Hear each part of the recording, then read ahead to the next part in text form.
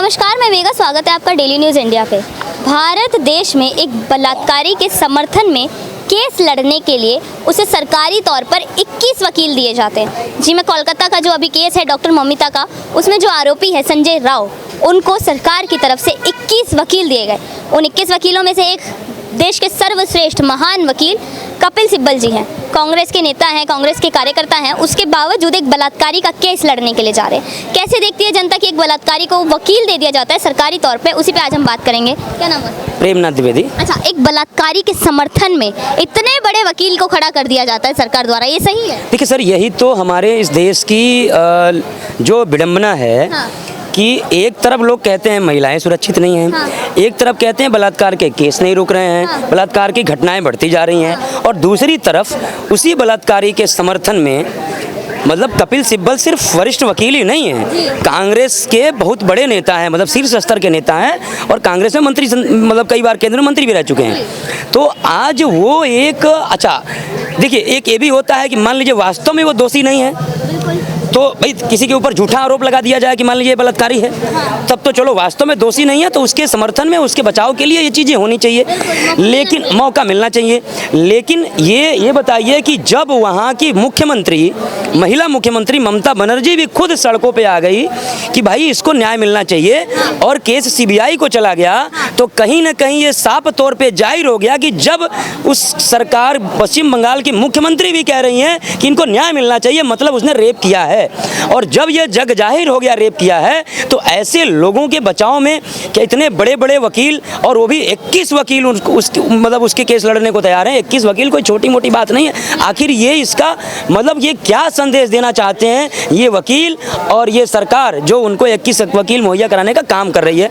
मेरा यह मानना है मैम कि एक तरफ लोग कहते हैं मणिपुर, कि मणिपुर में ये घटनाएं हो रही हैं, मोदी जी को रोकना चाहिए। एक तरफ उत्तर प्रदेश की घटना है, एक तरफ राजस्थान में विपक्ष कहता है महिलाएं सुरक्षित नहीं हैं, और उसी महिलाओं के साथ जो दुष्कर्म कर रहा है उसके साथ आकर के उसका समर्थन कर रहा है, रेपिस्ट का समर्थन कर रहा है, रेपिस्ट का केस लड़ रहा है, रेपिस्ट को बचाने का काम कर रहा है और कह रहा है रेप की घटनाएं बढ़ती जा रही हैं। इसी को कहते हैं दोहरा चरित्र। और आज ये विपक्ष ने फिर एक बार अपने चरित्र को प्रलक्षित कर दिया कि वास्तव में इनकी सोच क्या है। ये खुद नहीं चाहते हैं महिलाएं सुरक्षित हो। मेरा यह मानना है कि यदि ये क्लियर हो गया, जैसे मान लीजिए, चूंकि आप लेडीज हैं तो बहुत सारा मैं खुल के नहीं कह सकता हूं, लेकिन जो मैम जब ये घटना हुई और घटना के बाद जब जांच हुई तो ये मतलब साफ तौर पे जाहिर हुआ कि उस महिला के साथ मतलब करीब 6-7 लोगों ने रेप किया। ये डॉक्टर की रिपोर्ट आई, ठीक है। तो आप मतलब सारी चीज़ें, मतलब जो डॉक्टरी रिपोर्ट है, जांच है, सारी मेडिकल जांच है, सारी चीज़ें से जाहिर हो चुका उसके साथ रेप हुआ और नाम भी आ गया, सारी चीज़ें, भाई मेन बंदा कौन है। तो मैं आपको बताऊं, कहीं ना कहीं मैं एक बार फिर इस घटना के संबंध में आपके चैनल पे बोला था कि इस घटना का जो आरोपी है, जिसके ऊपर ये आरोप है, उसके तार जो है वो मतलब सरकार से बहुत ही, मतलब जो पश्चिम बंगाल के मुख्यमंत्री हैं वो ड्रामा कर रही थी। जब लोगों मतलब ये बताइए, उसको हाईकोर्ट में जाने की जरूरत ही क्या पड़ी? आप पहले ही उसकी मदद कर देती, पहले ही एक्शन ले लेती। हाईकोर्ट में जाकर के ये गुहार नहीं लगाना पड़ता उसके परिवार को कि इसकी सीबीआई जांच हो। आपको तुरंत आपके पुलिस कार्रवाई, आपकी पुलिस यदि सही तरीके से कार्रवाई कर लेती तो सीबीआई की जांच की जरूरत नहीं पड़ती। लेकिन ममता दीदी को जब ये लगा कि मेरा एकदम पूरा का पूरा, जब पूरे देश में विरोध प्रदर्शन होने लगा, मेरी राजनीतिक क्रेडिबिलिटी खराब हो रही है, मेरे सरकार पे जो है सवाल उठ रहे हैं और कहीं ना कहीं यदि हम आगे नहीं आएंगे तो राष्ट्रपति शासन लग सकता है, तब ये अपनी सरकार को बचाने के लिए आई। तो मैंने कहा कि जो भी आरोपी है उसका पश्चिम बंगाल की मुख्यमंत्री से डायरेक्ट रिश्ता है और इसीलिए क्या कहते हैं, इतने वकील दिए जा रहे हैं, इसीलिए इतने वकील साथ में आ रहे हैं और खास करके कांग्रेस के लोग जो है उसको बचाने का काम कर रहे हैं। क्यों कि जब इतने बड़े बड़े वकील जाएंगे, केस को तोड़ मरोड़ करके उसको खत्म कर दिया जाएगा।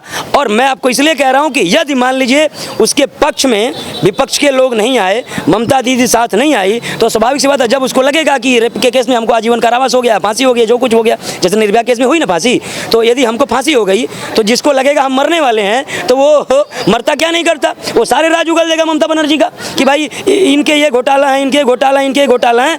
कहीं ना कहीं ये सरकार को, पश्चिम बंगाल की सरकार को ये डर है कि जो है इसको यदि हम बचाएंगे नहीं तो ये हमारे सरकार की सारी पोल पट्टी खोल देगा। अच्छा, आज अगर हम बात करें तो जो आरोपी है संजय राव, उनकी मां ने बोला कि मेरा बेटा ऐसा है ही नहीं, मेरे बेटे की कोई गलती नहीं है, बेकसूर है।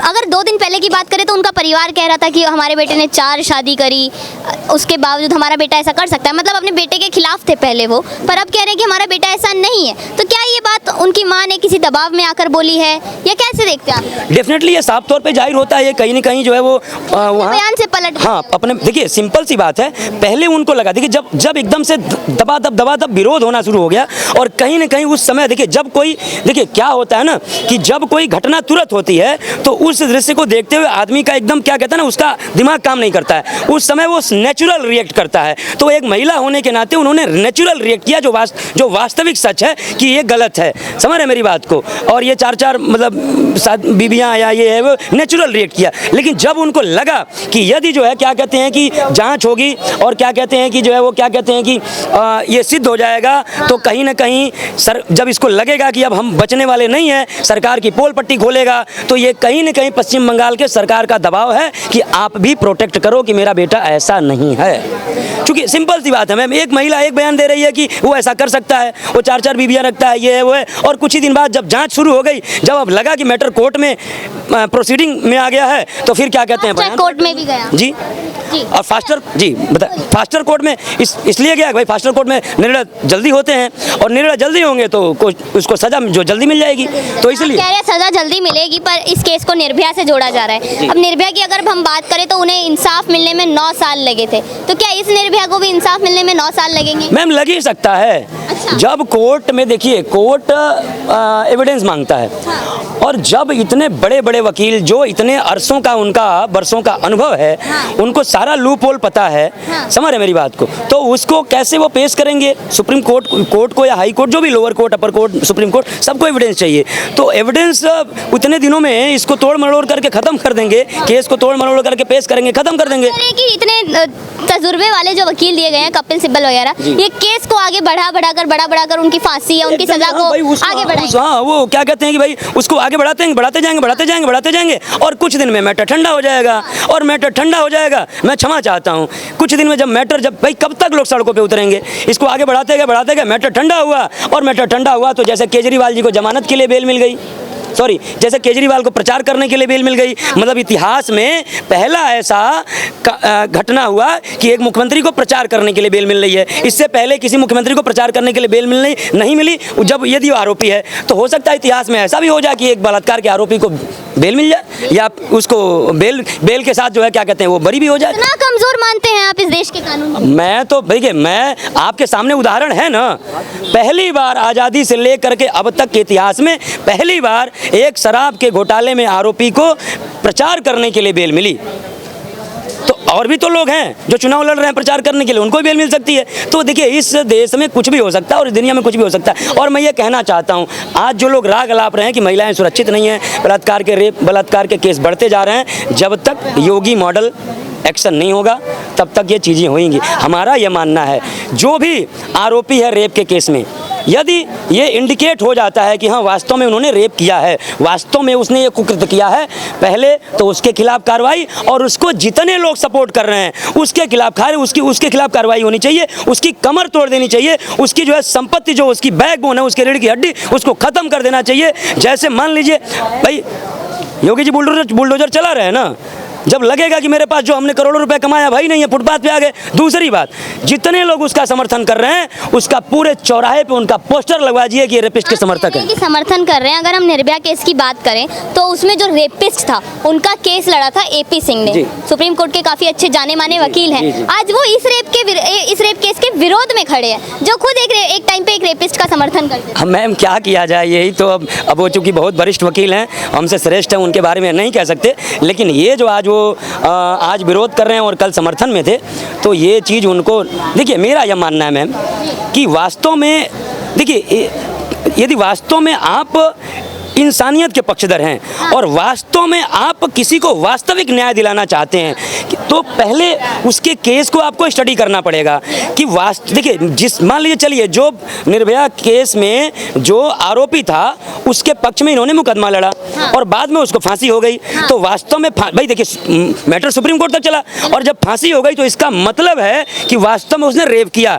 आप इतने बड़े सीनियर वकील हैं, सुप्रीम कोर्ट के वरिष्ठ वकील हैं, किसी का केस लड़ने से पहले इतने बड़े वकील को मतलब एक बच्ची ही बोलूंगी मैं, निर्भया को इंसाफ दिलवाने में 9 साल लग जाते हैं, केस को घसीट दिया उन्होंने जाता है। दिलवाया नहीं जी, मतलब वही उनके विरोध में, निर्भया रेप केस के विरोध में उन्होंने लड़ा, उन्हीं की वजह से ना सर। अगर वो केस ही नहीं लड़ते तो फांसी इतनी लंबी नहीं खींचती, जल्दी हो जाती। उन्होंने तो उसको पूरा खींचने का काम किया। जब उसको फांसी का, इतने बड़े बड़े वकीलों को ये चीज शोभा देती नहीं शोभा देती है। मैं वही कह रहा हूँ कि आप इतने बड़े वरिष्ठ वकील हो, आपने सारी दुनिया देखी है। आप जब किसी का केस ले रहे हो बलात्कार से, तो आपको मैं बता रहा हूँ, आपके तजुर्बे के आधार पे यह पता चल जाना चाहिए कि जो आरोपी है वो आके कह रहा है कि हमारे पक्ष में, हमारे बचाव के लड़ो। आपको पता चल जाना चाहिए कि ये वास्तव में रेपिस्ट है या नहीं है। आपका अनुभव बता देना। और जब आपका अनुभव बता दिया कि ये रेपिस्ट है, तो आप जैसे संभ्रांत लोग जो मतलब न्याय दिलाने का काम करते हैं, तो रेपिस्ट का बचाव करोगे तो न्याय कहाँ दिलाओगे? न्याय तो जो सच है उसकी जीत होनी चाहिए। तो मेरे कहने का मतलब है, ऐसे बड़े बड़े जब सीनियर वकील जो है जानबूझ करके, उनको पता है कि रेपिस्ट है और उसका केस लड़ रहे हैं, इससे बड़ी देश में और शर्म की बात नहीं है। और ये राजनीतिक स्टंट कि उस समय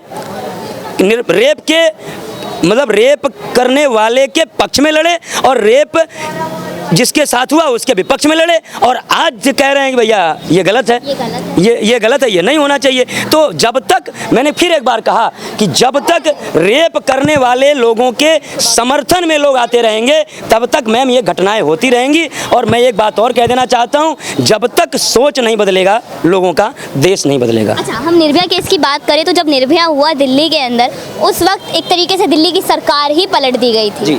इतना लोगों ने विरोध किया। तो क्या आज बंगाल में ममता बनर्जी को रिजाइन करना चाहिए? 100% नैतिकता के आधार पर रिजाइन कर देना चाहिए। जब ये बताइए कि आप उसको कंट्रोल नहीं कर पाई, आप अच्छा एक बार की मुख्यमंत्री नहीं हैं आप जो है कई बार मुख्यमंत्री वहाँ रह चुकी हैं लगातार। ये तो है नहीं कि पहले आपका 5 साल का कार्यकाल है। और दूसरी बात यह है कि जब पूरे देश में विरोध प्रदर्शन होने शुरू हुए, जगह जगह प्रदर्शन हो रहा है, यहाँ तक कि देखिए न्यूज़ है, विश्व के लोग भी देखते हैं, तो पूरी किरकिरी हो रही है भारत देश की, आपकी सरकार की, तब आप उसमें आ रहे हो। तो कहने का मतलब कहीं ना कहीं आपका लाड एंड फेल है। अच्छा, मुख्यमंत्री होकर खुद मुख्यमंत्री का विरोध कर रही है एकदम। और दूसरी बात है, जब पुलिस गई वहाँ पे तो पुलिस को छुपना पड़ा। तो जब वहाँ की पुलिस प्रशासन ही सुरक्षित नहीं है मैम, तो वहाँ की महिलाएं कैसे सुरक्षित हो सकती हैं? जी, बंगाल में देवी पूजा होती है, दुर्गा पूजा होती है, बेटियों को सम्मान दिया जाता है, और आज उसी बंगाल में लड़कियों की ये हालात है। भाई ये कैसे रुक सकती है? यही राहुल गांधी हैं कि जिन्होंने बयान दिया था चुनाव के दौरान कि हिंदू धर्म में एक शब्द है शक्ति, और मैं उससे लड़ रहा हूं। और हमारे यहाँ शक्ति, नारी को शक्ति बोला गया है, नारी शक्ति स्वरूपा है, नारी को ही शक्ति बोलते हैं, और उसकी पूजा होती है, और ये कह रहे हैं हम नारी से लड़ रहे हैं। तो जो नारी से लड़ने का काम कर रहा है, वो नारी की सुरक्षा कैसे देखना चाहेगा? और ममता बनर्जी भी उसी इंडिया गठबंधन घटक दल की एक जो है मेंबर है। और मैं फिर एक बार कह रहा हूँ कि जब तक जो है रेप के केस में लोग समर्थन करते रहेंगे, और जब तक योगी मॉडल लागू नहीं होगा, मतलब उसके खिलाफ भी एक्शन लीजिए, उसके परिवार के लोगों के जो है क्या कहते हैं उनका पोस्टर लगवाइए, और जो भी समर्थन कर रहे हैं उनका चौराहे पे। आप योगी मॉडल की बात कर रहे हैं, अभी कुछ दिन पहले की बात करें तो महाराष्ट्र के बदलापुर में भी हमें सेम केस ऐसा देखने को मिला, छोटी बच्ची के साथ में। तो क्या हर जगह योगी मॉडल थोड़ी ना यूज हो सकता है? हर राज्य की सरकार को अपने आप में सशक्त बनना पड़ेगा, एक्शन बनना पड़ेगा। वही तो मैं कह रहा हूँ, 100% बनना पड़ेगा। और उसके लिए देखिए, कम से मैं ये नहीं कह रहा हूँ, चलिए ठीक है कुछ घटनाएं होती रहती हैं, लेकिन कम से कम जिस नारी को हम लोग, हमारे भारत देश में जिस नारी की पूजा होती है, नारी का सम्मान होता है, कम से कम उसकी सुरक्षा का तो व्यवस्था कर दीजिए मान्यवर जी। धन्यवाद।